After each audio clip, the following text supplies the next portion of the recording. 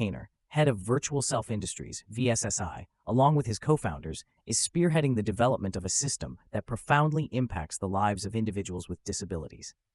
This system allows people, known as operators, to control androids through neural impulses from their brains. These androids, called surrogates, transmit all sensory experiences back to their operators, enabling those with mobility issues to live vibrant lives through their robotic counterparts. 7 years after the project's inception, robots are found to be beneficial in various aspects of life, from peacekeeping to daily tasks. The widespread use of robots has led to significant reductions in mortality rates, epidemics, and crime, allowing Americans to live their ideal lives from the comfort of their homes. Despite these benefits, a small faction, about 2% of the population, strongly opposes androids. 3 years before the official launch of surrogates, these dissenters, known as dread colonies, began organizing large-scale protests. This group of people lives in seclusion, distanced from the soulless, artificial world. Like any rebellious faction, they have a leader guiding their fight for a genuine future, known as the Prophet. On the day of the presentation, the corporation launches an advertising campaign promoting that anyone can choose an artificial prototype with any gender, nationality, or appearance, regardless of their natural origins. One evening, a young man is driving in a luxury car, chatting with his father on the phone. He thanks his father for allowing him a break from exams to enjoy a lavish opera. However, after ending the call, he tells his driver, Armando, that their plans have changed. Instead of the opera house, they're heading to a nightclub. As they make their way to the club, a motorcyclist who has been waiting for this moment starts following their car. At the club, filled with rich, beautiful, and lively young people, the student in his designer suit ascends to the balcony on the second floor. Testing his sense of invincibility, he joyfully leaps onto the dance floor below and begins dancing with a seductive blonde to the pulsating club music. After a while, they exit the club through a back door, sharing a passionate kiss. The girl notices someone watching them, and when her companion confronts the intruder, he dismissively tells him to leave, calling him meatbag. In response, the motorcyclist pulls out a weapon and delivers a powerful impulse to the two surrogates, damaging them beyond likely repair. As the attacker flees, he swerves into oncoming traffic, causing a collision before disappearing into the night. When the patrol police arrive at the accident scene, they find an overturned car, a driver torn in half, and 2 damaged androids unrelated to the crash. This discovery prompts the call for a federal investigation team. Agents Jennifer Peters and Tom Greer examine the androids. While the attack might initially be seen as vandalism, the presence of an unregistered surrogate raises significant suspicions. By extracting the damaged chips, the agents identify the operator of the female surrogate. The owner, Cameron McAllister, has not reported the malfunction of his surrogate, complicating the investigation further. Upon arriving at McAllister's residence, the concierge opens the door, but McAllister does not respond to her calls. Jennifer Peters notices a corner of the bedroom filled with wigs, women's accessories, and cosmetics, which explains McAllister's choice of a female surrogate. Hearing a scream from her partner, Tom Greer rushes over to find that the blonde surrogate's operator is dead.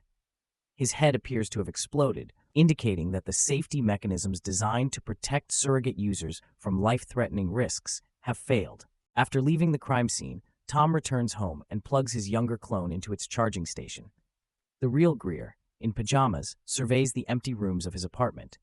He enters his late son's room, who died in a car accident, and sorrowfully looks at his baseball. He considers visiting his grief-stricken wife, Maggie Greer, who has withdrawn from the world, but her surrogate intercepts him. In the kitchen, Tom suggests a vacation, which Maggie eagerly supports with a trip to Hawaii. However, Tom's idea of a vacation for 2 real people greatly frightens Maggie, who cannot imagine being in the real world without her artificial shell. She deflects, citing a heavy workload at the beauty salon before the summer season, and avoids further discussion. Meanwhile, at San Diego College, classmates discover a student dead in his simulation chair, looking exactly like Cameron McAllister. This news about the second operator's murder prompts further concern. FBI agent Andrew Stone instructs his team to keep all details confidential to prevent public panic. Despite this, the news of the deceased student, Jared Kaner, who is the only son of the creator of surrogates, is already making headlines across all channels. It is revealed that Lionel Kaner had previous disputes with his corporate partners, which could have jeopardized the company's future and led to his forced resignation. Dr. Kaner declines to comment on the tragedy. Agents Peters and Greer visit Lionel Kaner's home and speak with his surrogate in their investigation. Lionel realizes that the attack on his son was actually intended for him, meaning he has inadvertently caused his own suffering. Overcome with guilt and pain, Dr. Kaner disconnects his surrogate and weeps in his wheelchair. To gather more information, the agents visit VSSI, where they aggressively test the company's mechanisms. VSSI's advertising boasts an exceptional blend of machine durability and human sophistication, offering clients an extreme, vibrant life without health risks. The agents meet with the company's vice president, Victor Welch, and two corporate lawyers.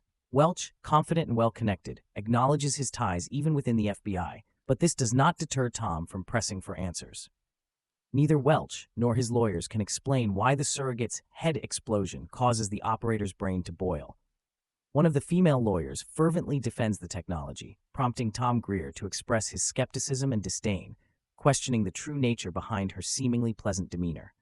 This statement visibly disturbs the lawyer, as if it has exposed her true nature. Following this encounter, Greer and Peters use the elevator not to leave the company, but to investigate further. They locate a scientist involved in the development and repair of surrogates and discover that a batch of military surrogates received last week was missing both vision systems and motherboards. To follow up on another lead, the FBI agents visit Colonel Brandon, who oversees peacekeeping operations in certain regions. The colonel denies any military involvement in the destruction of surrogates, explaining that they use surrogates actively in combat and always retrieve the schematics for system analysis. Back at FBI headquarters, Jennifer Peters identifies a suspect resembling the motorcyclist among previously convicted individuals. The suspect, Miles Strickland, was previously arrested for theft but released shortly after, suggesting possible protection.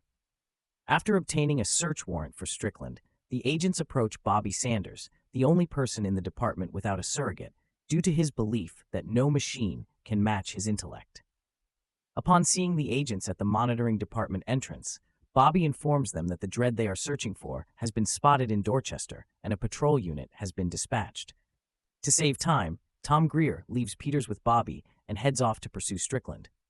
Jennifer also learns from Bobby that he uses a cutting-edge program to track suspects. While not officially approved, it is not banned either. They follow the unofficial motto, "We don't ask, we don't tell." At that moment, one of the screens shows two male surrogates harassing a girl in a hotel room as she screams for help. Bobby Sanders promptly blocks the users and shuts down the androids, giving the victim a chance to escape. Meanwhile, Tom Greer pursues the suspect via helicopter, hoping for more insight into the situation. As they enter Dread territory, Miles Strickland, familiar with the area, darts into an alley and retrieves his weapon. A burst of pulses strikes the police officers in the helicopter. Unlike his colleagues, Officer Greer manages to remove his simulation glasses but still feels the effects. Realizing this might be his last chance to capture the weapon holder, Greer dons his gear again and resumes the pursuit. Despite losing a forearm, the surrogate chases Strickland and eventually catches up with the exhausted man. Greer demands that Strickland hand over the weapon, and he complies. However, in the territory of the living, a group of armed dreads wielding axes and guns attacks the surrogate, dismantling it for parts. The real Tom attempts to crawl to his wife's room, but loses consciousness near her door. When Maggie's clone returns home with a friend, they find Tom bleeding in the hallway and quickly call for help. The next morning, the FBI helicopter crashes in Dread territory. The Prophet declares this a blatant violation of territorial integrity, signaling a forthcoming revolution. The Prophet then locates Strickland and tries to learn who is orchestrating the destruction of surrogates, but Strickland reveals he has never seen the client in person. Meanwhile, FBI agent Andrew Stone visits his subordinate. Tom is in the hospital when he learns that he miraculously survived the incident. However, he won't be assigned a new surrogate or ID until the investigation concludes. Jennifer Peters is also sidelined, accused of failing to protect her partner from a serious error. Despite the ban, Officer Greer meets with Peters and tells her that he plans to see the case through.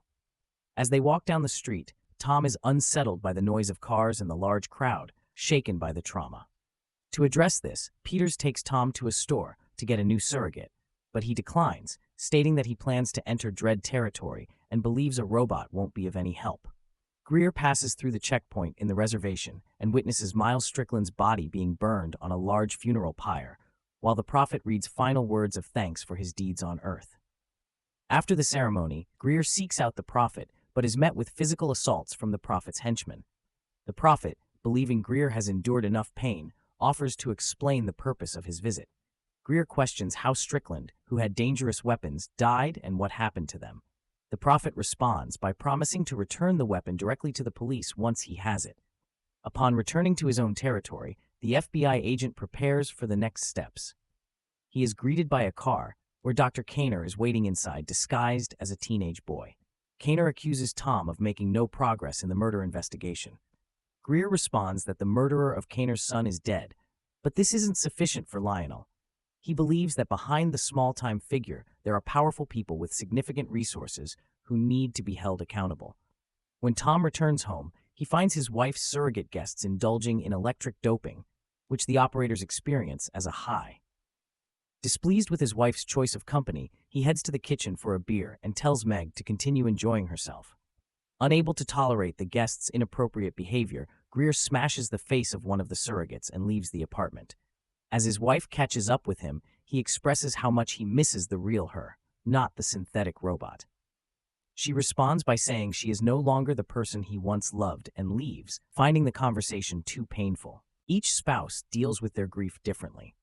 Maggie drowns her sorrows in tears and sedatives, while Tom immerses himself in work. At headquarters, Tom discovers that the Pentagon had initially signed a contract with VSSI for weapon development, but then unexpectedly terminated it. That night, an unknown android breaks into Agent Peters' home, checks her surrogate's records, destroys the operator, and connects a new user to the agent's surrogate. The next day, Tom visits Colonel Brandon to inquire about the Pentagon contracts, offering to reveal the weapon's location in return. He learns that VSSI had received a military request for a weapon designed to penetrate a robot's central control and neutralize the enemy. Unfortunately, the virus intended for this purpose also compromised operator protection, leading to fatal outcomes. Tom Greer informs Colonel Brandon that the final piece of nanoweaponry is hidden within human territory, prompting the colonel to prepare for its retrieval. Meanwhile, the Prophet entrusts a briefcase containing the weapon to his followers, instructing them to personally deliver it to FBI agent Jennifer Peters. Feeling remorseful about his strained relationship, Tom visits his wife at her beauty salon. He confesses that he can't eat or sleep without her and that he misses her deeply. He asks if she still remembers their son and tries to reassure her of her beauty and his love for her. However, Maggie's surrogate interrupts the conversation, dismissing it as pointless.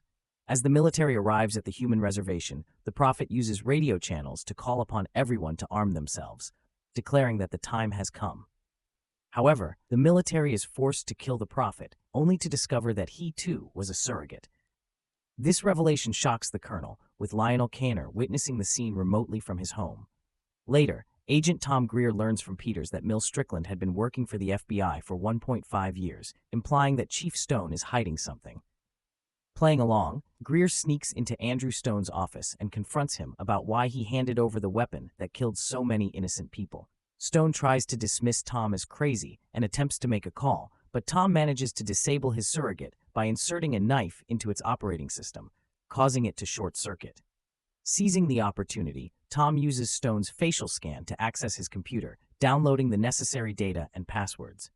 Before the FBI chief's operator can alert the duty officer to detain him, Tom escapes, uploading all the passwords onto a flash drive in Peters' car. As the upload completes, Peters takes the weapon and the passwords, then calls the police to report that Agent Greer has been in an accident before jumping out of the moving car. Despite Tom's attempts to catch and stop her, she escapes using her inhuman abilities. Distracted, Tom veers into oncoming traffic and crashes into a store window. He manages to hide before operatives arrive and later escapes. Meanwhile, Jennifer Peters begins hacking into the surrogate system. Greer urgently calls Bobby, who manages to answer just in time and warns Tom about Peters' actions in the server room. As Bobby bombards Jennifer with questions, the repaired Andrew Stone enters the department and sees her aiming a gun at Bobby. He tries to calm her down, but she unexpectedly asks how much the corporation's enemies paid him to kill his own son. Realizing it's Kaner speaking through her, Stone responds that all he wanted was for surrogates to continue existing and living like humans. Smirking at the absurdity, the surrogate Jennifer moves the gun away from Bobby and in the same moment aims a viral emitter at Stone, killing both the mechanism and the operator. Hearing the dialogue, Tom arrives at Kaner's mansion and discovers a hidden room. He examines numerous surrogates standing on charge, including 2 prophets, a young man, and even the one who shot Agent Peters. Walking through the corridors at night, Tom uncovers the dark secrets hidden within the mansion. Greer comes face to face with Lionel Kaner, the elderly creator of all surrogates in the world. Lionel points a small revolver at the FBI agent, fully prepared to shoot if necessary. "I changed the course of human history when I invented surrogates," Lionel declares. "Now I'm going to change it back." Tom reminds him that this act won't bring his son back, but Lionel is determined that his son's death will not be in vain. He wants to heal the people who died while connected to the machines, even if it means killing everyone along with the robots. Lionel believes that greedy individuals turned a sincere human dream into banal commerce. Instead of making the disabled feel complete, surrogates made everyone incomplete by creating a substitute for reality. As a message appears on the screen stating that the upload is complete, Lionel informs Tom that he will witness the true rebirth of humanity. This is his gift to Tom. Unable to bear the weight of his creations, the scientist swallows a cyanide pill and loses consciousness. Tom wastes no time and connects to Jennifer's surrogate. Freeing Bobby Sanderson from his restraints, he learns how to stop the impending catastrophe and disconnect all operators from the surrogate system. With Bobby's guidance, Tom and Bobby manage to save 1 billion lives in the final seconds, but they must make the final cancellation quickly, or all surrogates will cease to exist within 10 seconds. Confirming that the people will be safe, Tom fulfills Lionel's final wish and destroys the surrogates. A sniper shoots Jennifer in the head, but it's too late. The world with its substitute reality collapses. In an instant, all transportation crashes, and the country seems to come to a standstill. Soon, living people begin to emerge onto the streets, disheveled, unwashed, overweight, and in their pajamas. They resemble moles emerging from their burrows, or more fittingly, zombies. Tom Greer returns home, and, unable to resist, kicks open his wife's locked room. To his surprise, she's not inside. Instead, he finds Maggie in their son's room, and finally feels the long-awaited touch of his beloved as she collapses into his arms. Thank you for watching the video. If you like the video, click on like, share, comment, and subscribe for more videos.